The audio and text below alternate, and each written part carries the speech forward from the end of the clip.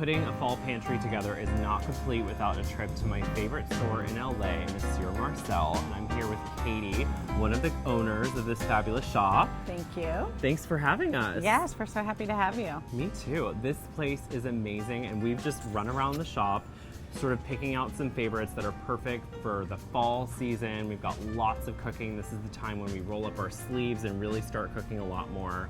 And I just want to make sure everybody has their pantries all stocked. So let's get into it. What do we have? Well, when you come to Monsieur Marcel, it's actually products that are a little different and that will add the little je ne sais quoi to your meal. So one of my favorites is the ras al hanout, which is a Moroccan or North African spice. It really means the best of the pantry. And so every ras al hanout is different. Oh, Did you know that? I did not know that. So it usually has cardamom and cinnamon and cumin, but each person that develops theirs, it's their own secret recipe. I happen to love ours. I even have chefs that live in different countries that come here and say, your ras al hanout is so amazing. So this is perfect for the American holidays because it's, smell it. There's a lot of fun things you can do with it, right? I'm already wanting this to like sprinkle this on pumpkin and make a gorgeous soup.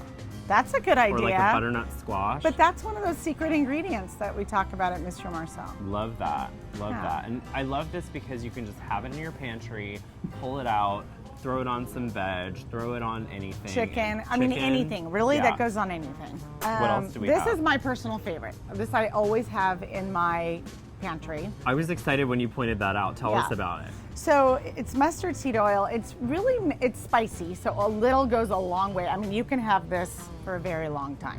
Okay. Well, I'm definitely taking that home because my husband Matt loves spicy things. And if your husband loves spicy things, check it out as well. So a lot of people use it as for sauteing vegetables, but I use it for my salad dressings, especially for beets.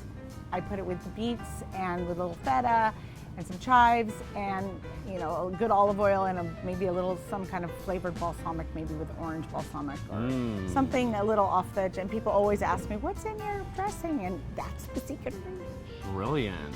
Katie is sharing her secrets with us. Thank you. I love that. Yeah. So for me, Rancho Gordo, they haven't been sitting in your grocery store for years. Collecting dust. They find beans in other lands that we don't find anymore. So the heritage beans, they're the freshest. So there's that whole idea of, do I soak them? Do I not soak them? Steve Sando, the owner of this company, he says you don't. Okay. So I've done it both ways. Really, with Rancho Gordo, you don't need to. And this is a recipe changer. Okay. My family for Christmas Eve does chili. Oh, wow. Yeah, how fun. Because my mom never wanted to do a big meal 2 nights in a row. So she would do something easy in a crock pot. And now it's carried on to my family. My French husband doesn't especially like chili. Okay. So a couple years ago, I made it and I put in 2 different kind of Rancho Gordo beans and he had 3 servings. Oh, wow. So for it was me, a hit. Yeah. So for me, I know that these are recipe changes. It was a winner. Yeah. If you look in your pantry right now and you don't know where your salt is from, it is time to have an awakening because there is so much amazing salt out there. And I'm not talking about crazy flavors. I'm talking about just real, incredible, well-made harvested salt. Yes. I'm obsessed with this. I always buy this when I'm in Paris, but clearly I've been wasting time and space in my bag because I can just come here and get it. But I especially love this for soups because I just feel like it just brings that. It does. I need it to be like really full and like salt of the sea, and I just feel that. Well, and you know what they do when they harvest it. This is why it's called fleur de sel. It's on the top. Right. Yeah. So the flour. Isn't it the flour? Yeah. The flour of the salt. I love this. We could just sit here and talk about salt all day, really. Well, we have about 50 different salts. 50? Yeah. I think that's a pretty decent amount. I like that. Oh, Dukkah. Dukkah. I just learned about this. So Dukkah is a great little extra appetizer. I don't know if you can see, but it's pretty dense. It's got nuts and seeds, and also there's different recipes. You put a lot of it of olive oil. Mix that with it and dip bread in it. I love that. That is so easy. Is that the easiest So thing in easy. the world? You grab a baguette, You heat it up in the oven. You do some gorgeous olive oil. Sprinkle this on top. People think you like reinvented the wheel. Well, no, actually in a dish. Yeah, in a dish. And then you're gonna put it, in the olive oil. Yes, Like a dipping sauce. Exactly, Yeah, exactly. totally. I love and then you that. can use it to coat fish or chicken. Fennel pollen. Fennel pollen. Tell me how you use fennel pollen. Okay, I use fennel pollen often when it calls for fennel. Just in general, Okay. I'll switch it out. All right. I also love it as a topper for olive oil. Okay. Obsessed. Love it Oh, with that's a fish. good idea. Yep, And fish. if you guys have ever seen, there's like 5 million recipes out there for a fennel crusted pork tenderloin. I do it with the fennel pollen because then you don't have to grind it. And you just do fennel pollen, salt, and pepper, and sear it. Mind blown. And I think that this is getting a little bit easier to find. It was hard, and now I more brought stores this are back carrying from them. Italy. I did a whole tasting with a bunch of specialty foods, and that was one of the things that I was just like, I'm obsessed with it. I bought the biggest bag ever, and I'm still like whittling it down. But this hilarious. is just a really fun thing, and I feel like fennel does come up a lot in like more fall winter cooking in general. Definitely, yeah. So the fennel pollen is the different story. I think too to add it to your salad dressings. Oh, that's a great idea. Right? A little yes, absolutely. Fennel. So honeycomb, that's another one. Love So gorgeous. real honeycomb. Have you guys ever seen this? Please, in the comments, let us know if this is new for you, because if you haven't tried it, you need I'm to. gonna open it. Look how gorgeous this is. And tell us about this. It's like the real thing. It is a real thing, and there's some really fun ways of presenting it. For desserts, you could cut off a big chunk of it and stick it on the top of the ice cream. I did it recently with just some sliced apples, a little bit of Oh. honeycomb. I sprinkled some cinnamon, or you could even do like an apple pie spice mix or a pumpkin pie spice mix on top of that. And you could do like a little ice cream, or you could do a couple pieces of cheese and do it as a starter course. You and I both love this company. Obsessed. I actually think this is in last year's video. I had a little thing of it, and I'm even more obsessed with it this year. This is Bon Mago, and they make all kinds of chutneys and marmalades, and They win every award they ever go out for in like the food world. If you didn't know there's food awards, there are. It's a thing. the Sophie. Yes, yes. It's like Academy Award. And I just stand in front of their booth and just eat everything. It's so good. Well, Naomi, the owner of the company, she has a lot of different family. I don't know how do you say that? Influences. Yeah, she's Indian. She's grew up in Morocco. I mean, she's lived all over. So she kind of put everything she loves in all her products. Yeah. So this one particularly. Yeah, white pumpkin and almond maraba. Maraba? Yes. With cardamom and vanilla. Are you kidding me? And there's a little thing on the back that I thought sounded amazing. It was the last one. It was wine poached pears or roasted figs with this. And then maybe like a little ice cream. But also another thing to put on your cheese board. I mean, Yes, these are for sure. simple. What about this one? This is so cool. Yeah. I've never seen this before.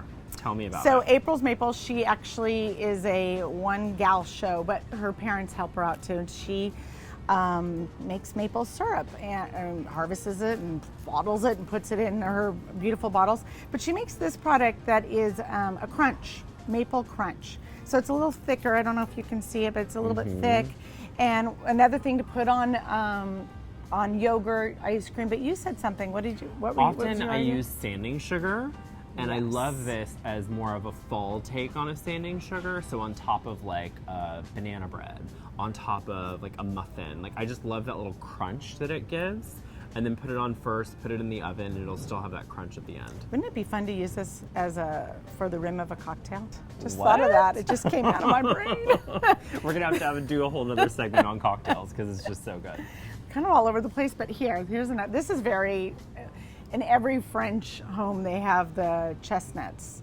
A marron is what they say. Roasting on the open fire. Yes. Or you But just these buy are- them from the right, store. these are just ready to go, and your stuffing, right? Have you ever roasted chestnuts? Well, my husband does. I haven't. He does. He'll put them in our oven and put a couple of them in there, and then just peel them and eat them. Brilliant. Okay, so turmeric. Turmeric's like the hot ingredient in everything. Why don't we have a turmeric farm? Like, right? Obviously. No, I mean it's in potato chips now. Everywhere you go, you see turmeric. Everywhere. It's, Ice cream, I've seen it right? all. And so this is a balsamic with turmeric in it, and it won another Sophie Award, the big award for food. It's the Oscars of food, Right. everyone. And Elise from Retrovo put this together, and it's magical. It's you can use it for maybe an Asian influence. Okay. Or Maybe Indian, right? Indian. Yeah. It's like for a slaw, for a coleslaw. This Or would a carrot be. salad. There you go. Look at, we're starving. We a carrot salad with poached golden raisins and maybe a little bit of like cheese.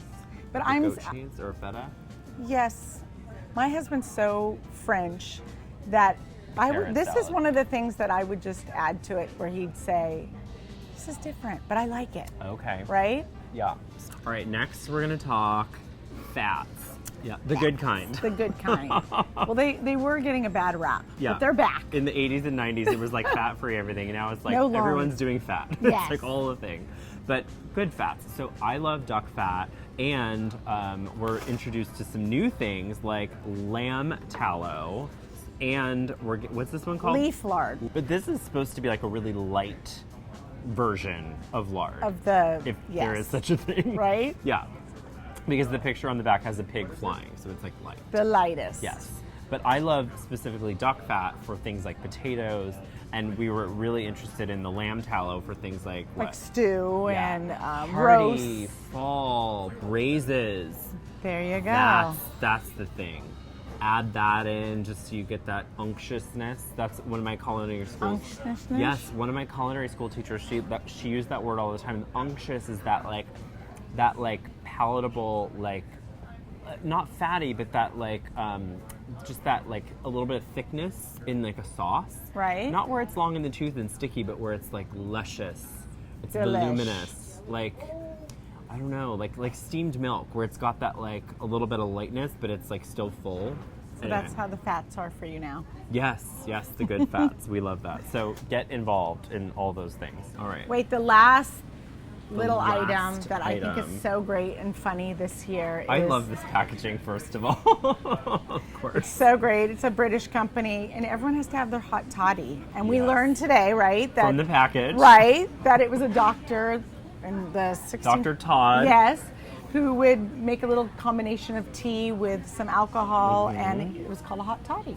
I think this is brilliant. I am going to buy some for all my friends because the packaging is super fun and it's perfect for the holidays. And that's a great hostess gift. Something Perfect, different and not yes. just wine. Thank you. Right? I want to see if you agree with me. I don't think wine is a hostess gift. I think wine is just to be added to the meal or added to their wine thing, and you bring something else. That's why I come to a store like this, but we'll do a whole nother thing on that. Okay, because I have great ideas. Yes. Oh, good. Yeah. Brilliant. Okay. Yay! I love coming here. Thank you so much for letting me tear apart your store for a couple minutes so that everyone could see all the great stuff to add to their fall pantry. I really appreciate it. We're honored to have you. And you guys have a website, right? Yes. Which is? MrMarcel.com. Awesome. Very easy. MrMarcel.com. Perfect. I will put a link in the description so you guys can check them out. And tell me which one you guys are really excited to try yourself in the comment section. And if you want more videos like this, give me a thumbs up. Thank you guys. Bye. Bye.